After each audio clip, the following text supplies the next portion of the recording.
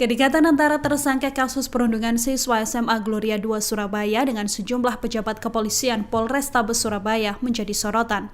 Terekam sebuah foto momen-momen kebersamaan antara Ivan Sugianto dengan kepolisian Surabaya.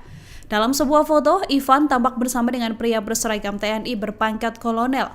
Beredar juga foto Ivan bersama dengan Wakasat Reskrim Polrestabes Surabaya, Kompol Teguh Setiawan. Selain itu, beredar pula foto Ivan tengah sendirian di meja yang dindingnya tertulis Vice Control Polrestabes Surabaya yang diduga di sebuah ruangan di Polrestabes Surabaya.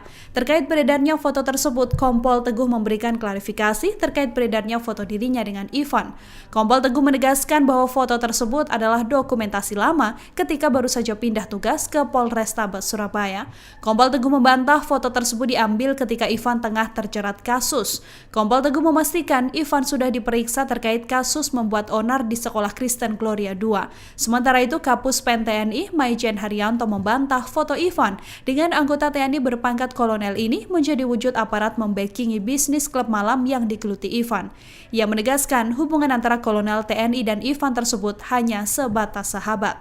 Haryanto juga menegaskan foto ini diambil sebelum Ivan terjerat kasus perundungan terhadap siswa SMA Gloria II Surabaya. Dirinya pun menegaskan foto yang beredar tersebut tidak ada kaitannya dengan kasus yang menjerat Ivan. Saat ini, Ivan sudah resmi ditetapkan menjadi tersangka dan terancam 3 tahun penjara. Ivan juga diusut atas kasus dugaan pencucian uang atau TPPU. Download Tribun X sekarang, menghadirkan lokal menjadi Indonesia.